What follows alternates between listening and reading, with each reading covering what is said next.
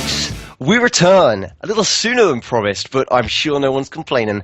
We've got this matchup kicking off on HuK Station, the map we previously visited with a PvZ, but this is going to be a PvP, and the first P for Protoss spawning in the top left-hand corner. In the blue, representing evil geniuses, it is HuK. And his opponent spawning in the bottom right corner, coming off of a win. It is going to be Yoey Flash Wolves PartinG.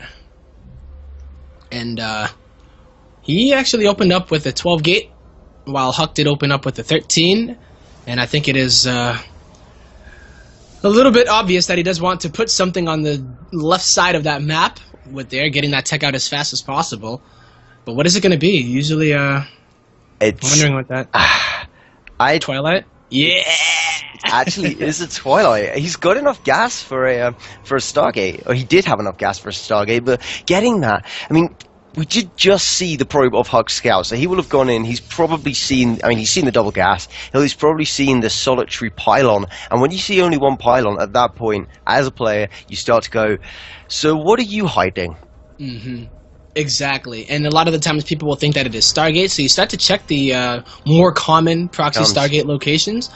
But HuK is really smart here, as he does check both sides. He's checking the top around that whole bend, and then he's sending his mothership core around the other side. But is he going to go all the way down? He's checking where the Stargate would usually be proxied, but he hasn't checked that bottom left, which is where usually nobody proxies. So PartinG is probably going to get away with hiding this tech, and HuK is going to have to prepare for whatever could possibly be.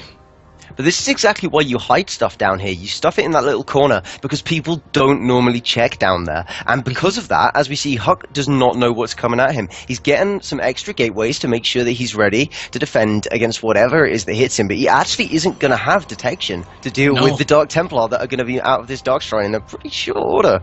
He won't have any at all. He is chrono boosting out Warp Gate and adding another gateway. So he is opening up in a very aggressive way where, say, if PartinG was going for some kind of expansion, he could put a lot of pressure on it, but he's doing a 3-gate, and the fact is, like you said, he's not going to have detection, and that's going to be a big issue. He's going to have to keep his eyes peeled in order to see if these Dark Templars are coming. This pylon getting hidden by PartinG.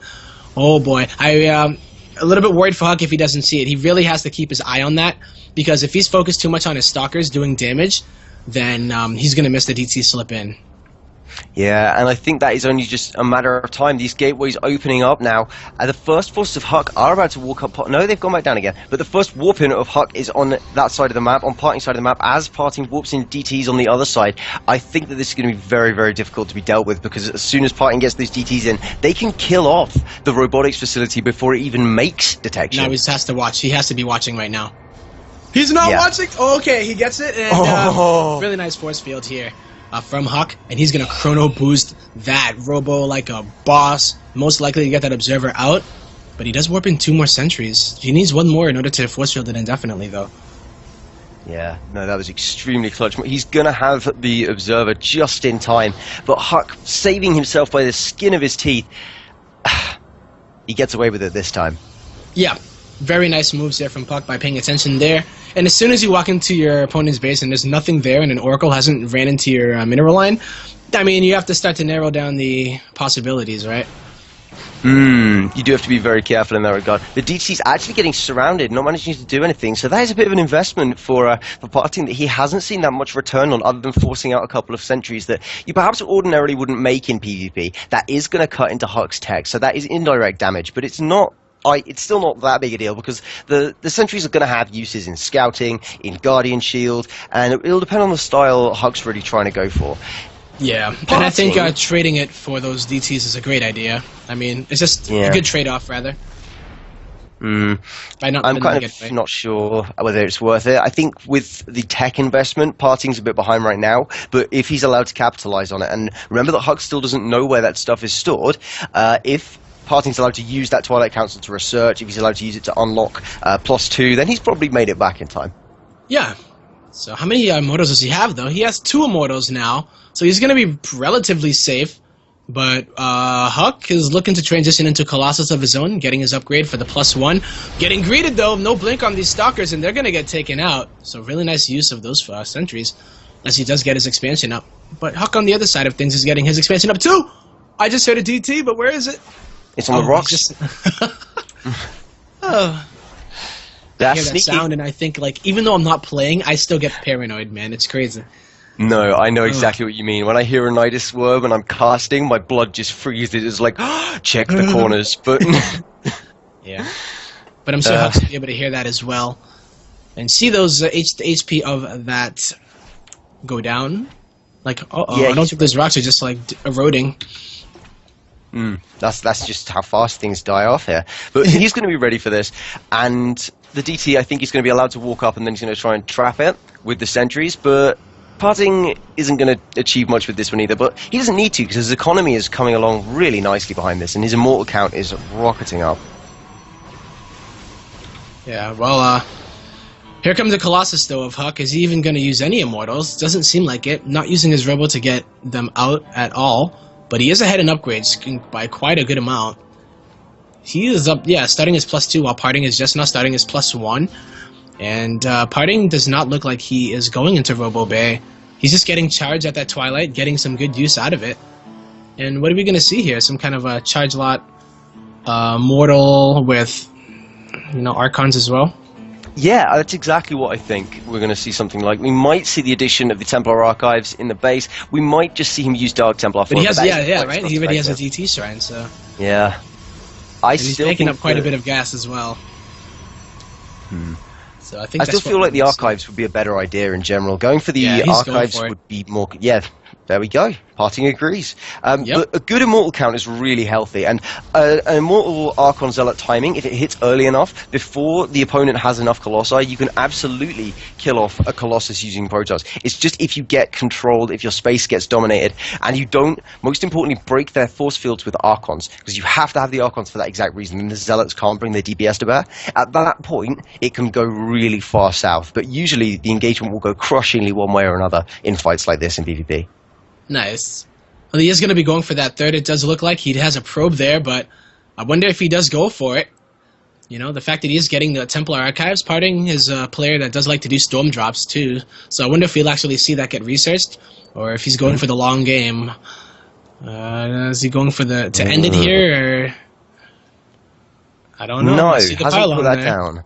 Yeah. Yeah, and I'm wondering if Wait. I thought that might have been just to bait out the probe of HuK, and I'm not sure if that probe of HuK saw that there was no third building there, or if it just saw the pylon and assumed that there's a third building there. He might have. I think that is exactly what happened. But here comes the engagement. 4 mortals going in, and there are no Archons right here. HuK has seen this already. Colossus are getting some really good damage here, but here come the drops of the Archons on top of it. But is it a little bit too late? I don't think so, because the Colossi are now retreating back because they don't have any support. I actually thought that PartinG was in trouble for a moment there, but he is proving me wrong. He is going to pull up those Immortals, going to drop them on the Colossi in just a moment, dealing their incredible damage to those armored units. Straight away, Colossus goes down. Another one taken out before. Oh my god! I saw him like, no, there's no Archons PartinG, but he did put them into the Warp Prism. HuK warped in some cells. GG! PartinG takes game number 1, but what else?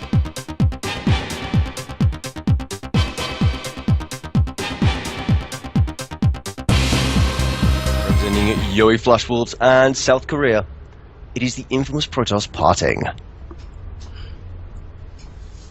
Alrighty. He's definitely more infamous than famous, though. You got to say, like, he's that guy. People are just like, it's PartinG. Oh god. Like, even back in the days where he was just like, it doesn't matter, Zergnov, it's coming. They cannot stop it. Like a map like Yansu with the Immortal Sentry Soul Train, when it first started being so dominant, that's when PartinG started getting a lot of attention. And, it's pretty nice to see a player like PartinG not just kind of fade out after something like that, because you would think, okay, Immortal Sentry, and then it's not as popular, say, when Heart of the Swarm comes out. But it wasn't like, he disappeared off the face of the earth. Playing in Pro League still. And now making that transition to play a lot more in the foreign events. I just like that he has managed to kind of, in his own way, stay especially relevant, just being basically at the top of the scene for such a long time and keeping himself so consistent with these incredibly, like, just smart plays all the time. And PartinG going for that kind of Korean-style play where they pull absolutely no punches, already trying to proxy something, might be a Twilight, looking even more like it's going to be a Stargate this time because he's got a lot of gas. That is a lot and of the gas. location of it as well, He's right? not, though. No, he's just got a sentry, so that's not. Wait a minute. I wonder if he just changed his mind or if he's just going to delay it a bit. But it looks like Yeah, okay. you are correct. What did he do? Did he like he did something because he just got a lot of gas like after he did whatever it was. I think he had a sentry queued. Yeah, okay, that's what it was. So you can't go for that fast of a Stargate and build sentries as well. That is just not going to happen. And PartinG himself realised as well, cancelling it, going for the Stargate, and at proxy Stargate right behind his opponent's base, going to turn up. And if HuK isn't, you got me doing it now. If HuK isn't ready for it, then he's gonna lose a lot of probes. There's no two bones about it. yeah, and HuK does spot the probe of PartinG coming from that left location, and it makes me wonder though, if you see the probe going over there at that time, it's like I don't know the actual scout timings of probes on merry-go-round, but you know, if it was a little bit earlier where you would expect it to be there, you could maybe assume that something did get proxied. But that doesn't seem to be the case here for HuK, as he does go ahead with that 3-gate style once more, and he's actually dropping a Twilight Council as well, so most likely we'll see that Blink research come on, and oh no, it's going to be the DTs, and you know what? That Oracle, though, completely unscouted so far by HuK, and getting itself 4 kills and then getting on out of there before it's killed. I think that's a good decision. He might even be sending... Did he scout anything? He did not see the Twilight Council or the Dark Shrine, so that is a bit of a... That's really big, yeah. He needs that. He's seen it now. Oh, so nice. Going back in for the second... just a scout, just a check, and that is what oracles are so useful. You know, they can go in, harass, do a lot of damage, and then they can come on back and get some scouting info done. But here's HuK with a lot of units right now, and he's going to have DTs to follow it up. PartinG is still not going to have any detection, except for the oracle. Actually, never mind. So he will have the. Yeah, he's going to need to keep that alive. He can't bring it into the fight, so that's a reserve unit, because if he takes that into the fight and it dies, he has absolutely no detection for when these Dark Templar show up. He's going to have to be super careful. It's PartinG. He cannot afford to make any losses, and I think he may have even lost a Mothership Core, because that seems to be on dangerously low energy. Oh yeah, where? Must have missed that while the Oracle was coming in. Yeah, HuK definitely putting on some pressure. Is he just going to go in for it and try to go for that snipe? The good thing about the Oracle when you're trying to fight it is that it's not like the Observer where you need an Observer there as well. You've got to be paying attention to that. That's a cheeky move there from HuK. He did see that Oracle. He is going to get the snipe on the Mothership Core, but there are more units here on the ground for PartinG, and is there even any DT at all? I feel like just adding another DT now and sniping that Oracle would have made this whole battle go so much differently, because HuK just lost everything. And, it's such a risk to take. I mean, going for Dark Templar is fine in itself, but what happened was he tried to focus down the Mothership Core. HuK, in focusing that down, resulted in actually losing so many Stalkers to the Stalkers of PartinG, which were focusing down his units rather than just one thing, that he kind of lost too much, and now is in some serious trouble. He's on one worker down as well, but look at that army value difference, and now look at that. PartinG is looking like he is so comfortable as he does drop down that Nexus as well as the robotics facility, and he's going to go into the counterattack as he does have Blink completed, I believe. Yeah, he does, so he can go and poke and just put the pressure on HuK and deny this expansion while he gets his own up. Yeah, he's just going to be able to poke, as you said. And actually, remember, Blink did finish, as we see, jumping up into the main base. HuK doesn't have Blink yet. It's on its way. But Blink Stalkers are so much better quality versus non-Blink Stalkers. It's just you get that extra level of control that your opponent totally lacks. And PartinG's going to be able to keep HuK in his base, totally suppressed, whilst his own base is going up. It's not even like he's committing to this that heavily. HuK's lost all of his army. He just has to go... PartinG just has to kind of poke him a little bit, and HuK has to respond or lose the game.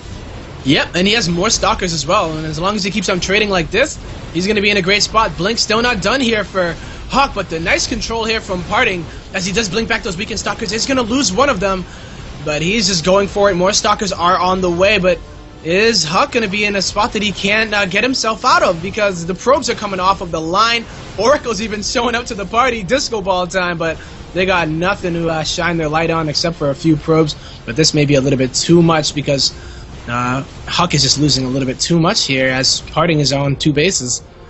Yeah, that's a lot of workers that were killed off. But HuK pushing out is going to kill off a lot of Stalkers himself. His own blink is now finished. He does outnumber his opponent. The Oracle would be doing damage, but there's no probes up there. So it's just furiously trying to kill an Extractor. But there you have it. GG. Oh.